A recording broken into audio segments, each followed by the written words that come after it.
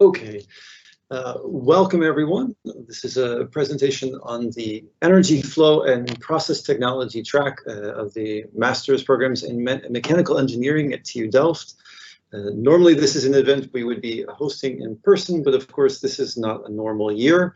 And so here's an artist's depiction of the campus, which some of you may have already seen. You can tell it's from an earlier time because people are standing too close together. But what I want to tell you about today is a bit more about the content and character of our master's track. So as the name suggests, it actually has three separate focuses. One is on the engineering associated with energy, in particular these days in the energy transition away from fossil fuels. A more fundamentally oriented approach based on the study of fluid mechanics, which is in some sense a bridge between the two other topics, and also process engineering, our process technology. So processes which involve the production, say, for example, of products or the integration of various different mechanical engineering topics to produce, say, a factory or a plant. As I said already, my name is Brian Teig. I'm the coordinator of the track. That means that I'm a staff member in the associated department at TU Delft called Process and Energy, and I'm the first person you would have contact with in the staff as a student at the EFPT track. So what do we do in the EFPT track? Well, students are joining us, of course, to learn the theoretical knowledge, but also experimental and modeling skills and hands-on experience, primarily in the second year project, which I'll talk about in a moment. And primarily, our students are motivated to develop, to improve existing technologies and develop new ones, having to do with sustainability, next generation, and innovative technologies related to energy and process technologies. I'll say more about those topics in a moment, but to start with a bit of background about our student population. It varies from year to year, but typically around 65 students who join us. About half of those will be coming from a bachelor program, usually in mechanical engineering at TU Delft, and the other half will be coming either from HBO programs in the Netherlands or from abroad, so outside of the Netherlands. We have international students literally coming from all over the world, EU as well as non-EU.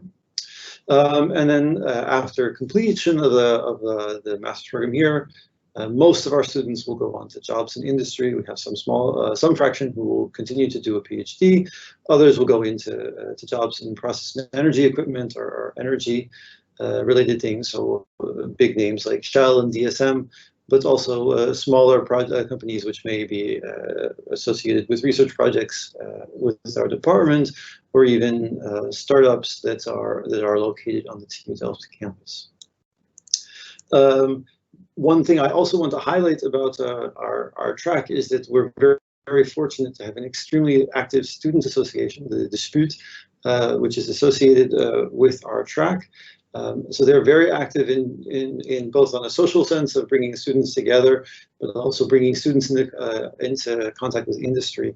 And especially in the past year or so, where so much has been shifted online, which would have previously been in person, the Dispute has been a really great resource for our students and the staff members at TU Delft to keep everyone in contact as closely as possible. One thing I'll mention is they also, in non-corona times, traditionally organize a trip to visit usually some sort of engineering university and associated companies in another country. Hopefully that will be something that's possible again soon, but they've had some really great destinations in previous years, including places like France and Japan and Canada. They've gone literally all over the world. So let me help you locate the EFPT track within the context of TU Delft. So we're part of one of the several faculties at the university. The faculty is often abbreviated 3ME, Mechanical, Maritime, and Materials Engineering. Within that faculty, There is a master's program in mechanical engineering, which you'll often see abbreviated ME. And under mechanical engineering, there are a number of different tracks, of which we are one of them. So when you hear people talk about various aspects of organization here, it's useful to keep track of this sort of hierarchy. Since we're not there in person, let me also point out that so this is what Google Maps will show you if you zoom in on the TU Delft campus. If you've been there before, there's a nice large open area with lots of grass and a tram line that runs down the middle. And the mechanical engineering building is one of the largest ones that faces this central axis. The EFPT track is actually associated with one particular location inside that building, and if you want to come visit us, it's actually easier to walk around the back. But for the moment, probably no in-person visits for a little while. What I want to do now is, in the next few slides, walk you through what it will look like if you choose to follow our track. And then at the end, I'll highlight a few of the elective courses that are associated with it, which will also give you a bit of a flavor of some of the specific topics that people choose to pursue. So the curriculum at EFPT comes in two parts. It's split into a first year, which is entirely coursework, and a second year, which is probably a bit more fun for most of you. But let me start with the first year. So there are a number of different courses that students have to do. They add up to at least 60 credits, which is then a full load for 1 year. And I'll walk through each type now. So I'm going to build up a table. This looks a bit random at the moment, but what I have is each column comes from 1/4 of a 4-quarter year, and I'm going to fill in different types of classes. So each mechanical engineering student at TU Delft, not just EFPT, but all mechanical engineering master students, they follow 3 courses so that you all have some common contact point and also some contact with your peers in mechanical engineering. So these have to do with physics for engineering, nonlinear mechanics, so topics in solid mechanics, and of course on measurement technology. So everyone does that. If you're looking at different tracks at Delft within the mechanical engineering, these will be the same. So there's actually not a point of distinction between different tracks. The next is a number of courses that mechanical engineering students are asked to choose from. We make it quite simple for our students. So for mechanical engineering students in general, there's a choice among these 5 courses, but we require all of our students to take a course in fluid dynamics. So basically turbulence, topics like that, Navier-Stokes equations, talking about how much resistance a fluid will give when it flows and how it will flow in various complex geometries. And also, of course, in heat transfer. So how can you just describe the flow of heat into and out of a device, and how can you design a device that will optimize those properties? So you're also welcome to choose to take some of these other courses here, but our students are required to take both of these. After that, we start getting into courses which are specific to our track. So all of the students in EFPT are required to take a course in thermodynamics. This will build on what you did in thermodynamics if you were mechanical engineering students. So as aspects of it will be familiar, and it happens that I'm the instructor for this course. And students are also required to take a course called Equipment for Heat and Mass Transfer, which tells you about, well, some of the things that you learned from fluid dynamics and heat transfer, which are on the more fundamental side. Here you see them in a much more applied context. So how do you design a device that's going to, say, go through a separation process or a crystallization process, something like that. And after that, the dark green courses are courses that every EFPT student takes. And then what I have here in light green are courses that you can choose from. So here's now where our students really start to make a choice between whether they want to focus on energy, fluid mechanics, or process technology. So one of the courses you can choose is on turbulence. Clearly that's something that someone wants to focus on fluid mechanics would do. Modeling of thermo and hydrodynamic systems. Process plant design, which is clearly more focused on process technology, and as well as advanced reaction and separation systems. So if you want to design processes would involve chemical reactions or say separation processes to produce a final product. those are courses where you have some little or some restricted set of choices. There's a separate category we think it's important for all of our students to have some broader perspective on the engineering topics that they're doing. So we require all students in our master's program to take at least one what we call social course. And here is a list of some of them. Some of them are focused on, say, the business side of things, how you can take what you learn as an engineer and put it into a business context. And others are more on the topic of, say, like this course is titled Ethics and Engineering. The point is just for you to get some broader context and to find a way to fit what you're learning into your interests beyond mechanical engineering specifically.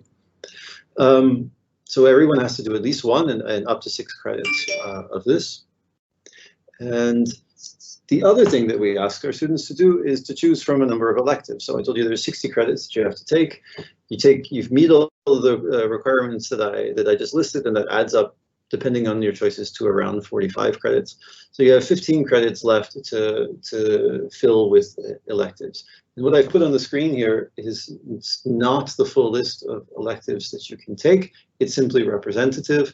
The short version is pretty much any master's course that is offered at TU Delft, you can choose to take as an elective. All you have to do is check with the coordinator, who is me. But this gives you an idea. You can do topics which are quite fundamental, things like numerical analysis from a math department, or things that are more focused on or molecular thermodynamics is also quite fundamental. You can also do things that are more applied, like climate control fundamentals, or a course on refrigeration. Here's things more fluid mechanics related, multi-phase flow, fluid structure interaction. There's also stuff on simulations, which I'll come to in a moment. What I want to emphasize here is not any specific topic, but just to say that I think one of the nicest parts of the program is that you as a student have the freedom to choose something that reflects your interests and reflects what you would like to do in your future career.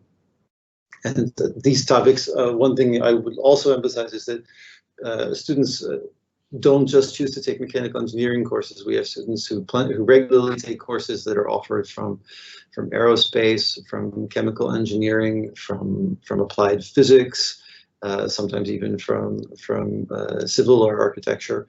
There's plenty of different topics that can fit in the context of a mechanical engineering master's degree. Okay, so those are a bunch of different options that you have for courses, and if everything goes according to plan, you finish those during your first year. The second year of the master's thesis, the master's degree then is composed of 2 parts.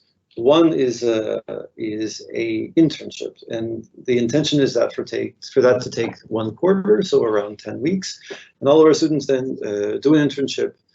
Nearly always at a company.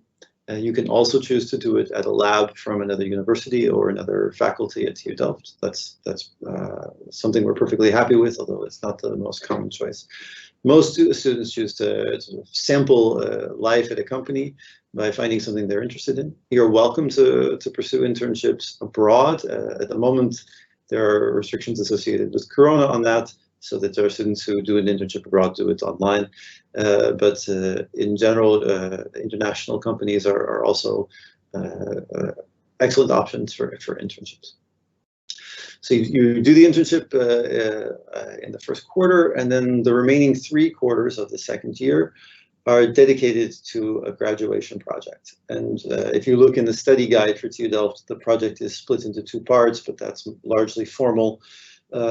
What you're doing is spending 3 quarters of a year putting together a project which really should be the thing you're most proud of and most excited about as a master's student. You get to work closely with staff members and PhD students at TU Delft, really diving in depth into a topic that reflects your interests and becoming a real expert on a particular topic in mechanical engineering.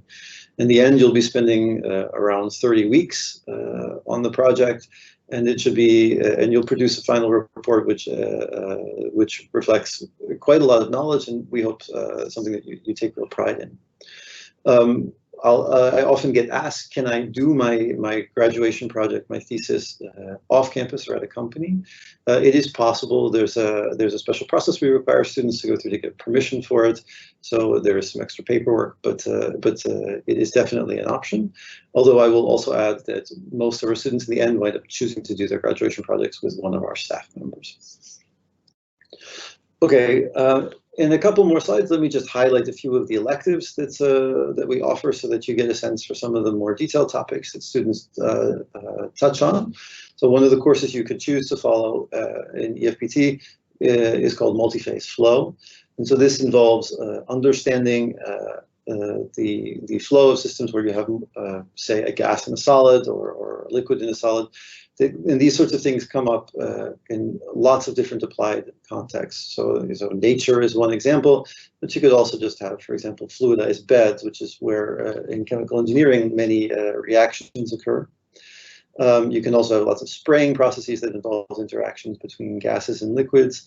You can have liquid flows, so oil and water, for example, would be an obvious example of that, or food technology, where you deal with things like emulsions, and also liquid solid flows, which come up, for example, in the context of say refrigeration, where sometimes you have a refrigerant that undergoes a phase transition, and some other examples that are here. So this is I think a really nice example of something where you can bridge the divide between really applied topics and also really the fundamental questions of how do you model these sorts of things.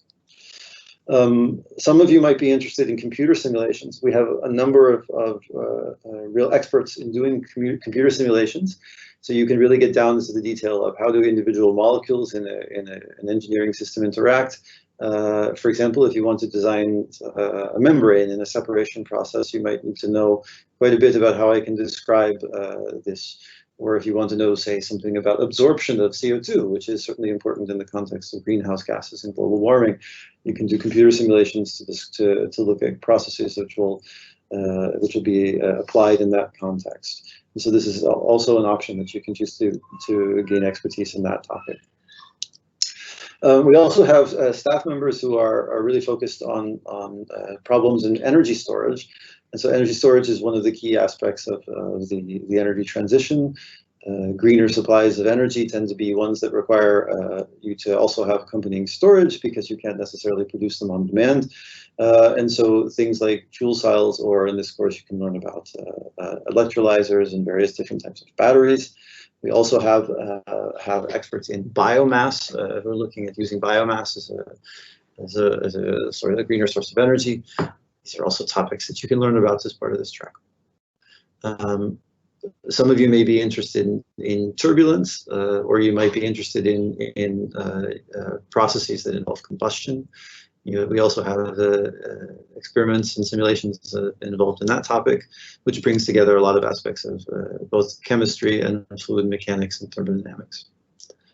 And finally, some of you might be excited about really big apparatuses. So, for example, we have experts in turbines, and you can take courses with us on turbo machinery, so for the design and simulation of these sorts of processes and novel applications that involve turbo machinery. It's also a common topic for our students to cover.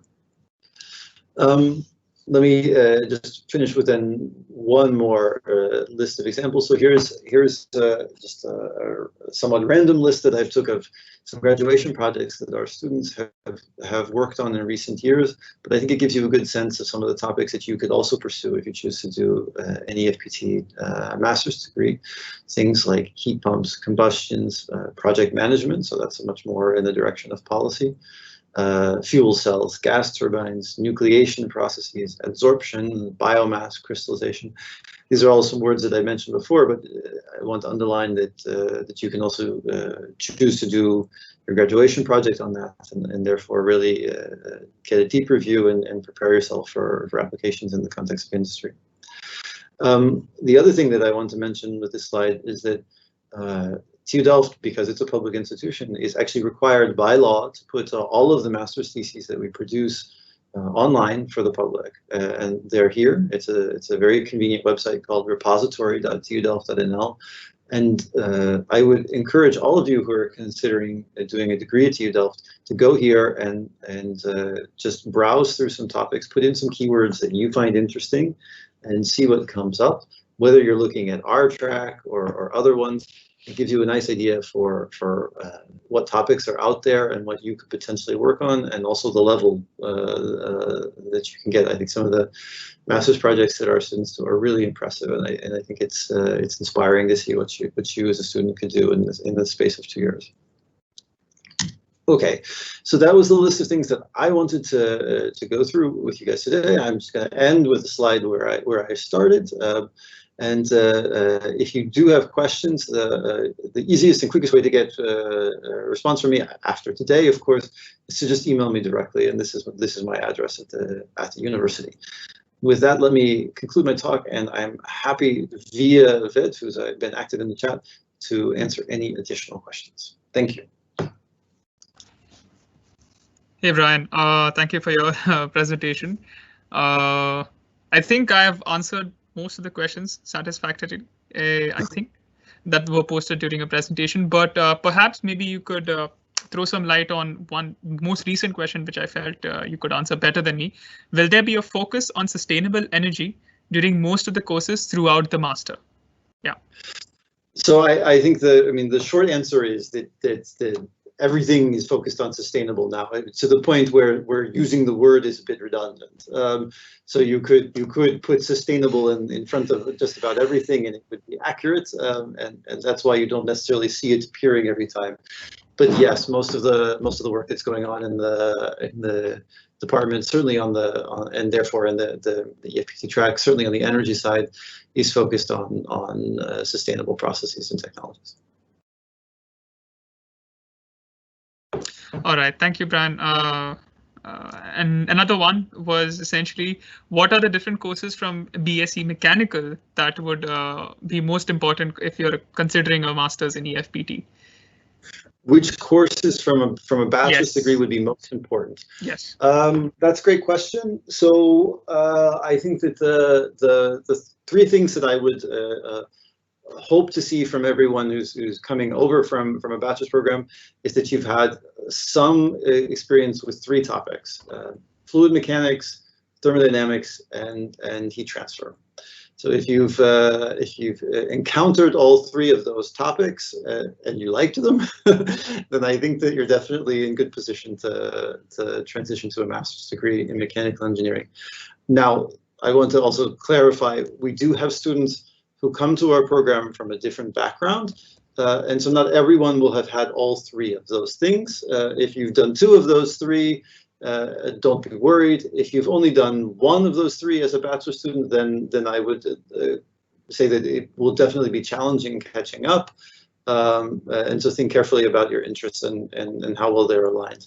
I should also mention, since I talked about background, for those of you who are considering coming from HBO over to the master's program, we have bridging programs. There is separate information available online about all of the bridging programs, and there's also a bridging program contact person. The email address is on the website, and so if you have specific questions about bridging and whether you can do the bridging program coming from this or that program, you can of course send those questions to me, but we have a separate expert who can answer all of those things more direct. All right, Brian, I have another question for you. Is the program more focused on research or designing the systems themselves? I think that that's a little bit what you make of it, because the biggest difference will be in what electives you choose and especially what graduation project you choose. Mm-hmm. The department really does research that runs the whole breadth from very fundamental to quite applied. And so depending on which project you choose, you can really make it to whatever your preference is. Right. Thank you. One more question, an interesting one, that too. What is the biggest difference between Masters in Energy Flow and Process Technology and the other track, which is Sustainable Energy Technology? So this is a question that we get every year. And of course, if you look at the names, they're quite similar. What I'm consistently told by our students, so let me mention two things. First, we regularly have students in EFPT choosing to do courses from SET as electives. So if you're undecided between the two, remember that you can make elective choices which bring the two of them closer together. So choosing one doesn't necessarily mean that you can't pursue part of the other program. But what my students regularly tell me is that EFPT is a bit more like a traditional engineering program. And they'll also tell me that they consider it a bit more rigorous and perhaps technically and mathematically difficult. Now, of course, maybe that's also their pride speaking, but that's consistently what I'm told. And my 2-year-old is in the background. I'm sorry for the noise. But yes, so that's the feedback that I get from our students. Okay, thank you. One more question. Can you join the EFPT program if you've done a bachelor's in aeronautical at TU Delft? So that has to do with what they call the bridging matrix, and I don't have the table in front of me, but it is available on the website.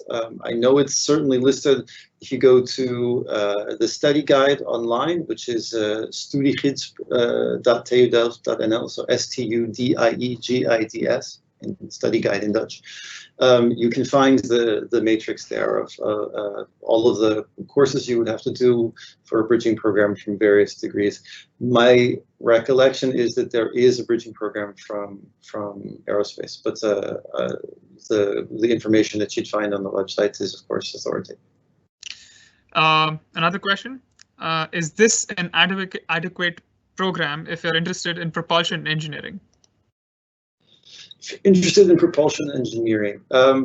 So we have, of course, we have students who take courses on, for example, on diesel engines. We have various choices that you can do through the maritime engineering, which would then connect with the specialization in fluid mechanics. So certainly you can do our program, and then through your choice of electives and master's projects, you can shape it into something which establishes a profile specifically oriented towards propulsion engineering. But do bear in mind the list of required courses that we described. Obviously, not all of those are specifically related to propulsion engineering. So a student who's interested in that should probably look around at other options too and decide what the best balance is for them. Another question, interesting. Are there many students who start a business after the study or while they are studying? I don't know the answer to that. I would be happy to know that. I can't remember a student telling me that they started a business while they were studying, so I think the answer to that is probably no. I certainly know that a number of our students wind up working in the context of startups at the TU Delft campus. I know of at least one off the top of my head. One of our students who was the person who did the startup, so certainly that is an option. Delft has something called Yes Delft, which provides facilities for people who are looking to get a startup off the ground. So there are ways to do that that are facilitated by the university. So I think the short answer is yes, without claiming that people do it while they're still studying. Okay, we have another difference. I mean, we have another question. Mm-hmm. What is the difference between the chemical engineering, process engineering track and the mechanical engineering EFPT track? Yeah, so I'm less familiar with the details of the track that they have at chemical engineering, but my understanding is that if you pursue that track, then because it's directly involved with chemistry and chemical engineering, you'll definitely do some required courses that touch much more on the fundamentals of chemistry than you would with us. Whereas students who go in the process direction, for us, there will definitely be overlap in what you would do with a chemical engineering degree, but our students will probably pursue more expertise in the context of thermodynamics or simulating and modeling flow processes. So there's a lot of overlap. You would wind up learning some chemistry either way, but if you want to get more into the real details of, say, molecular interactions and the like, then the ChemE approach would be more for you. If you're more excited about the large-scale device side of things, then probably coming through our program is more appropriate. Thank you. Is it possible to do the master, for example, 2.5 years and do extra electives? I think this is a definite yes, you can. Consider. Yes, I agree. You can. Let me assume for the moment that the person asking this is Dutch. Then the short version is nothing will stop you. It will just cost a little bit more money. If you are coming from outside of the EU, then there are some rules related to getting a visa about how quickly you need to make progress. And so that would effectively apply limits on how slowly you can pursue the degree. But I think even in that context, a half year extra is not problematic. Thank you, Brian. We also had a question about what kind of companies do EFPT students do their internships? Could you name some examples? And yeah. So like I said, some of the companies are small ones that are either research partners with staff members or startups. Those are not names that you would probably recognize, but we definitely have students who do projects with Shell. We have staff members who are affiliated with Shell as well. DSM is another one that comes up a lot. Friesland Campina, Stork. The ventilation system in my house is by Stork Air. That's another one. Those are some of the big names that you might recognize. Thank you. What are the usual career paths of the graduates of this master? I think this is an interesting question. Yeah, so I think the most common one is they're going into industry. So one thing I should say, I've been teaching at Delft for around 10 years now, and in 10 years I've never had a student tell me they couldn't find a job. So I think the short answer is they're doing what they want to. Like I said in one of the slides, we do have a small number of students who decide to do a PhD, but that's definitely a minority. Almost everyone is going into an industrial position. I don't have good statistics for you really over the breakdown of small versus large company. My impression is probably more of them are ending up in the large companies, but that may not be what they do with their first job. One thing that I can mention is that there is a LinkedIn group for graduates of EFPT. So if you're interested in seeing where people who pursue this program end up, that would be a good place to look. So you can see where they are now. Thank you. If you're only interested in the energy part of EFPT and not in the fluid and the process parts, would you still recommend EFPT, or is SET more suitable for your interests? That's an interesting question. I think I would focus it more on how technical you like to be. So if you like to do worry about the details of modeling things, so the math side, the science side, the potentially the numerical side, then I would focus on our program. If you like to think about things at a bigger level and to think also about so more on a societal scale, my impression is that then the SET program would probably be more relevant for you. But the consistent feedback that I get from our students is that the distinction between the students who choose our program and the students who choose SET is more sort of what level of rigor they're comfortable with and they enjoy.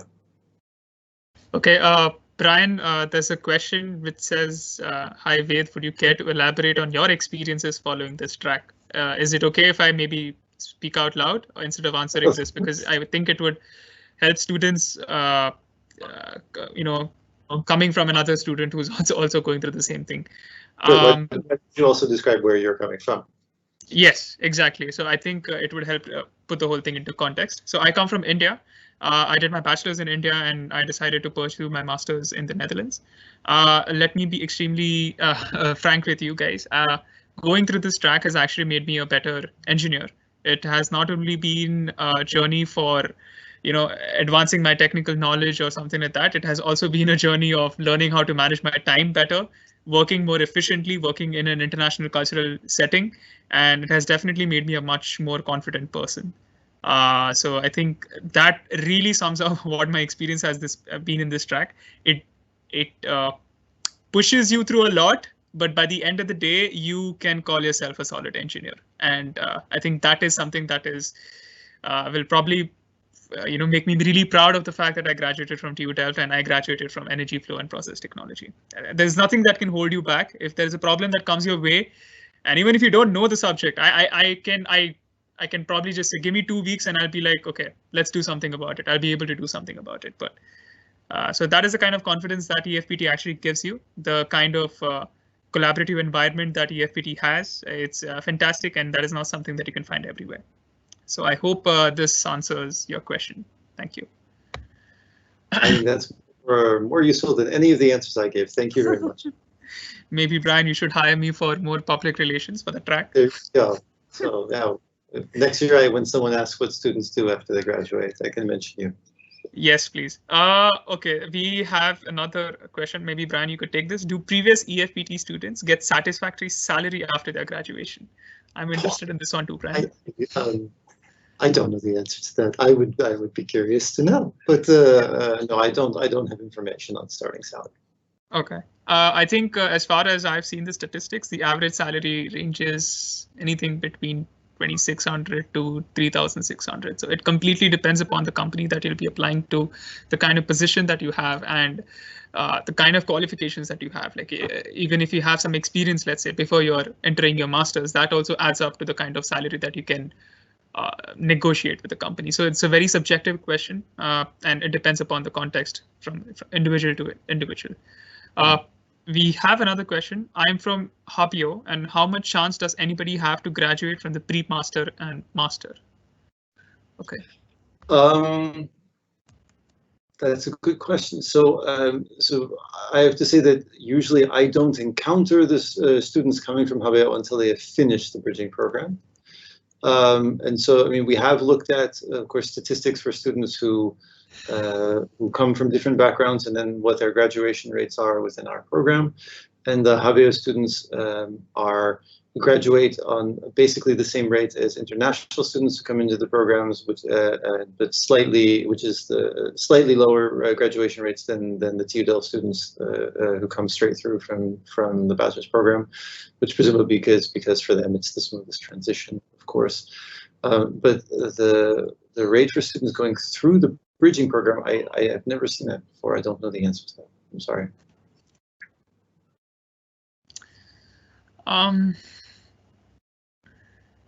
There's a question, but I'm not exactly sure.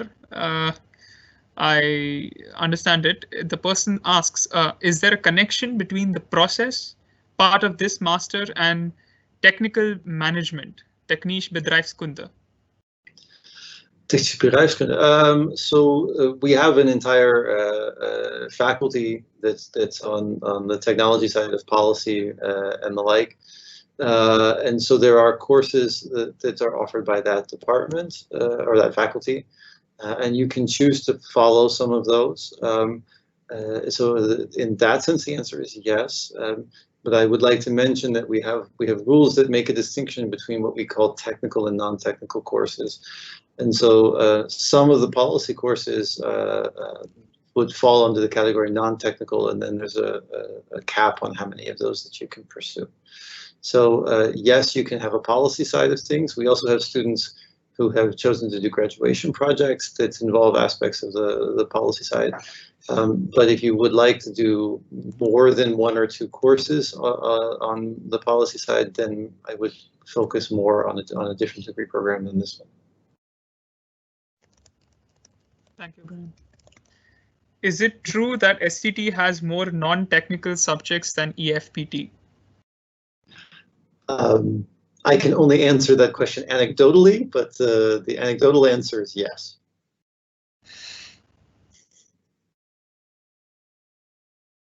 That's my short answer. But I think you can see, so the study guide is online, and you can pull up all of the courses for both of the programs and look at them side by side. So you can decide for yourself. Oh, yeah. We have another question. If a bridging program is needed, this something which is decided by the faculty at pre-admission status and mandatory to be done before the start of the semester, or is it optional for the student who has already been admitted? okay, the answer to that question will depend on whether you're coming from a Dutch university or one outside the Netherlands. So if you're coming from a Dutch bachelor's program, then the bridging matrix is the determining factor. So if you have a degree in X, then you need to go to bridging program Y. That's simply the way it works.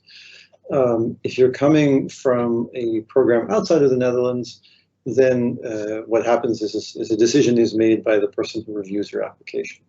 And I am that person.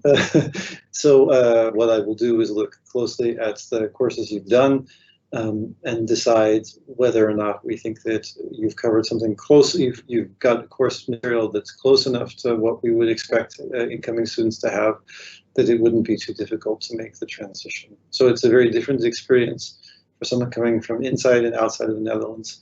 And there's a simple reason for that. The bridging program courses are all bachelor's level courses that are taught at TU Delft, and so you would be taking them together with TU Delft bachelor students, and therefore they are in Dutch. And so we basically assume that anyone coming from a degree program outside of the Netherlands is not necessarily a Dutch speaker, and therefore we treat them in a different process. Can you talk about the TA and RA opportunities available at the department? How do you apply for such positions?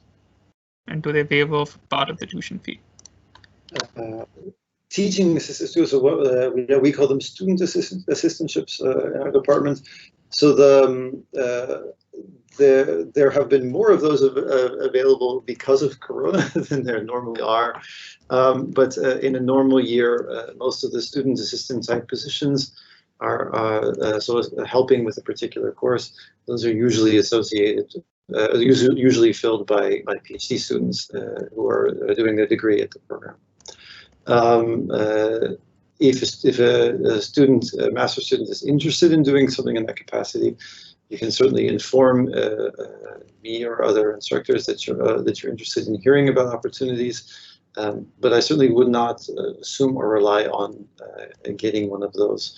As I said, right now there have been more opportunities due to Corona, but I certainly hope that next year that the situation will be a little bit different, which would, at least in this aspect, mean that there are less such opportunities.